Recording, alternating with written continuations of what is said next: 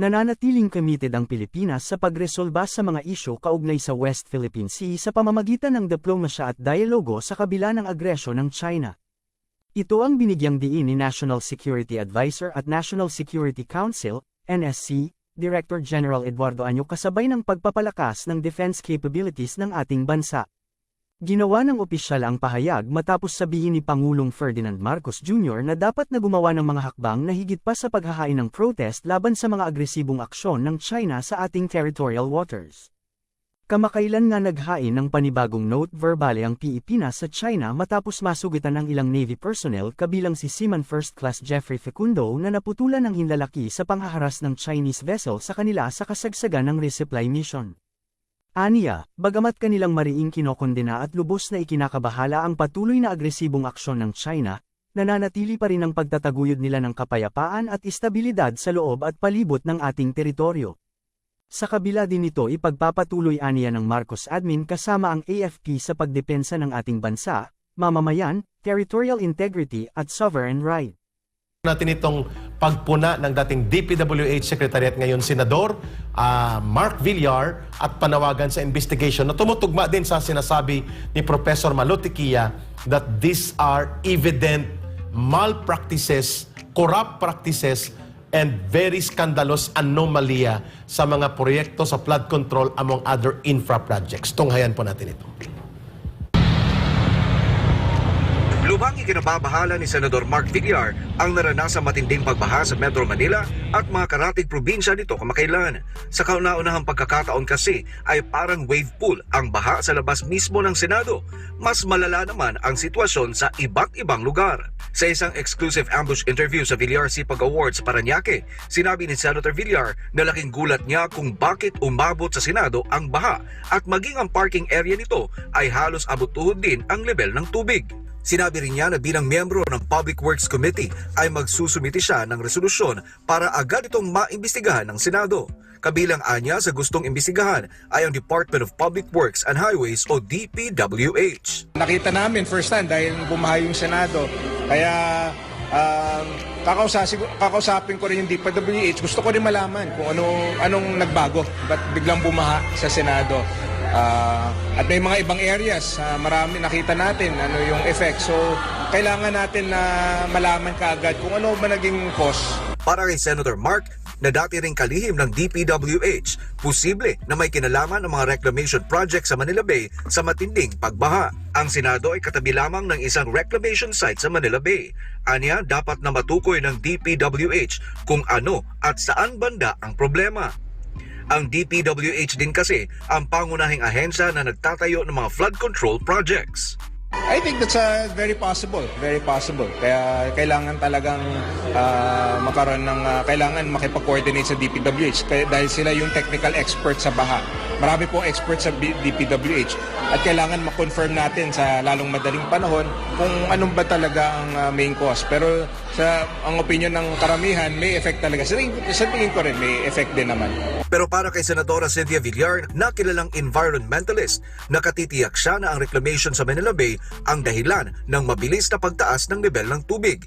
Sinabi niya na posibleng nahihirapan sa paglabas ng tubig papunta sa dagat ang ilog na katabi lang din ng Senado dahil sa tuloy-tuloy na pag-ulan.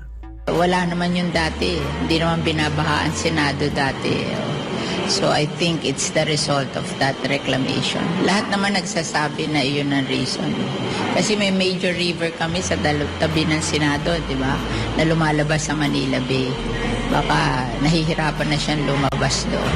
Binanggit ng Senadora na matagal na niyang tinututulan ang reclamation sa kanilang lugar sa Las Piñas at Bacoor, Cavite na sakop rin ng Manila Bay. Kapag bumabaha kasi ay tiyak na maapektuhan rin ang Las Piñas Parañaque Wetland Park na isang legislated protected area at nagsisilbing tahanan ng iba't ibang klase ng isda at ibon. Gate din niya, natataas ng hanggang 3 palapag ang tubig baha sa Las Piñas batay sa pag-aaral mismo ng DPWH na siya ring nagbabala sa kanya noon. Yung Molino is connected to Zapote River and then yung Parañaque River is connected to Las Piñas River. So interconnected kaming 4 na river. Talagang pinag-aralan niya na pag nireclaim kami, talagang babaha kami from 6 meters to 8 meters. And that is 3-story building. Ang 6-meter na baha is 3-story building. Kaya talagang predicted na yan ng DPWH. Sinabi na sa akin yan long before na wag ako papayag kasi babahain kami. Kaya I've always fought against reclamation. Kaugnay nito'y kinestyon ni Senate President Francis Chis Escudero ang flood control projects ng gobyerno na anyay bilyong-bilyong piso ang nakalaan mula sa national budget. Kanya ring inilahad na imbisigahan ng Committee on Public Works na pangunahan ni Senator Bong Revilla ang palpak ng mga proyekto sa kabila ng napakalaki nitong pondo. Ayun, mga kababayan, tatanungin natin si Professor Malutiquilla. Ma'am, itinuturo nila ang factor daw is possible reclamation area dyan sa may Rojas Boulevard, sa may Manila Bay. Na hindi po yan proyekto ni Pangulong Duterte, yan ay sinimulan 2023. Pero sabi mo nga kanina, that is secondary. Because the entirety of the problem is wala talagang naipatupad na matino at maayos na infra support for flood control all over Metro Manila and other key cities in spite of the fact that kinumpute mo kanina close to 1 trillion pesos. Oo, close to 1 trillion. Kung yan. i-combine mo ang national At appropriations local. at ang local. Oo, wala pa dyan yung foreign funded, Yes, na inassist sa gobyerno ni Marcos. At ang sabi ng taong bayan, for the last 10 years, hindi nila naranasan ito. The last was Undoy, 2000, Undoy, yeah. 2012, 2013. 14. 2014. After Yolanda yon. Ma'am, where is really the problem coming from? Leadership ba? Pangungurakot ba ng mga kongresista at mga politiko na tinotolerate na ngayon ni Marcos ng todo-todo?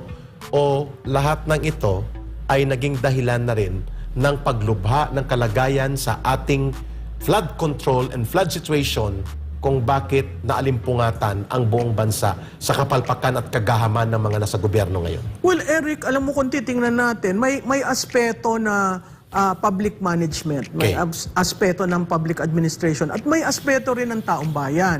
Yung sa taong bayan, yun yung basura. Pero Discipline, no? ang basura, oo, discipline. Huwag mo naman itapon-tapon kung saan-saan, no?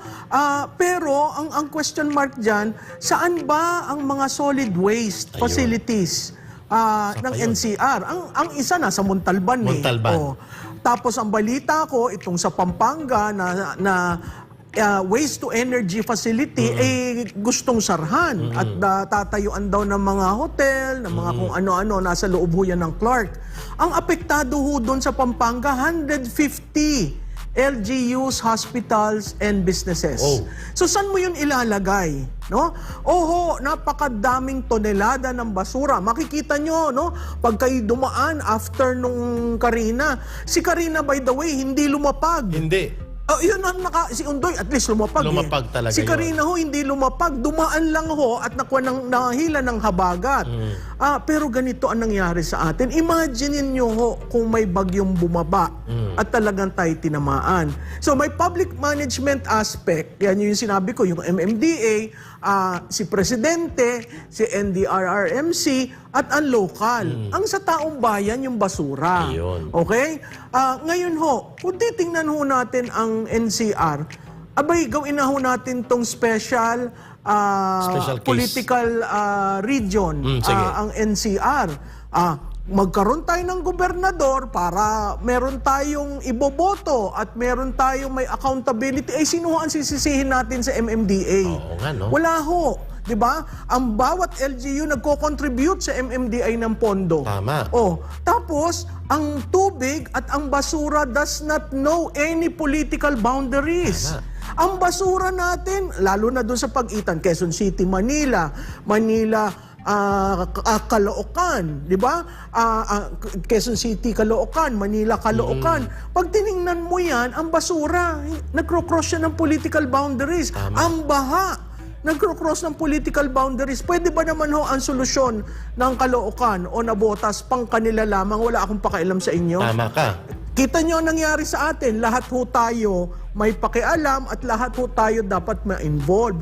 Kaya nga yung rage, sabi ko nga, Yung pagkagalit. rage against the dying of the light. Ito ho ay dapat wag nating ipamana sa susunod na salinlahi. Yes. Sulbahan na ho natin ngayon, Mr. President. Ayusin natin. Nasa kamay mo, dahil ikaw ang leader, okay? Tama. Wala nang iba.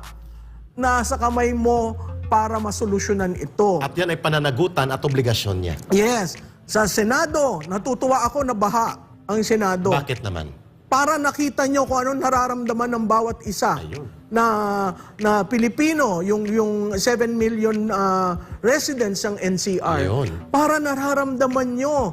Sa mga senador, tingnan naman ho nyo, hindi na ba ho tayo magbabago? Parati na lang ba ho ganito ang gagawin natin? Ang masakit dyan, wala namang tulong. Sa ordinaryong citizen, meron ba ho tayong insurance? Wala. Yung mga nasirang nasira, gamit. yun. Ano ang gagawin? Di lahat yan, kukuha na naman sa bulsa nila, nakakaunti. Tapos 3 araw, walang trabaho yung milyong-milyong Pilipino. Oo, tapos na andyan yung nagbabadyang pag-increase ng electricity. Di ba sinabi na ng Meralco sa Tama, July. July. Ay, Mr. President, pwede ba gawin nating holistic solution ito at umupo kayong mga leaders? Huwag na ho natin pag-usapan muna ang politika, umupo ho para mapag-usapan ano ba ang solusyon natin gagawin. Ayun. At yung solusyon na yon ay pang long term. Hindi ho pwede ang short term dito. Yung sinasabi niyong 5,500 Walang naniwala flood. talaga. Abay, Flood control completed. Oo, di ba? Ikaw completed ho. Ano nangyari? Completed eh. Di ba? Kaya ang akin. At marami pa daw iba. So, sir, ay, transparency, pakita nyo, nasa amin yan. At bawat isang Juan de la Cruz, titingnan. Ay sir, hindi ho ito umaandar. Ay sir, hindi ito. Yan ho ang governance. Ibaba nyo sa taong bayan at titingnan nila. Tama ba? Sir, dito ho nagbabaha sa amin. Dapat ma'am, hands-on. Oo. Hindi pwedeng papel lang ang tanggapin mo. Napilitan siyang lumabas, ma'am, ha? Si Marcos Jr. Oy, pero maling-mali yung ka, Eric, ha? Kaya nga, yung diskarte niya. Sa akin, maling-mali yun. Kasi, sir, ano naman ang tingin mo sa taong bayan? Kakaway-kaway ka. Tapos nagtatalunan sila.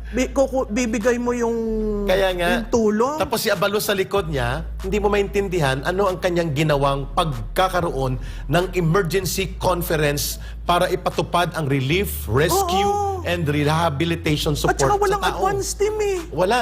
Basta sulong. Tapos may kamera. May camera. Kita mo Interview. nasa likod dyan sa picture na yan. Nasa likod si Secretary DPWH. Si Bunuan. Bunuan. Tumitingin sa Si cellphone Abalos. niya. Hindi magkaintindihan. Ah. Itong optics na ito, hindi ho kailangan yan, sir. Ang kailangan, pagalitan nyo. Kausapin nyo lahat ng mga mayors. Hindi yung, MMDA yan, sir. May general supervision powers ka. Kaya mo yung kausapin ng mga lahat ng mayor, pagalitan mo at sabihin mo, from now on, I want these things done.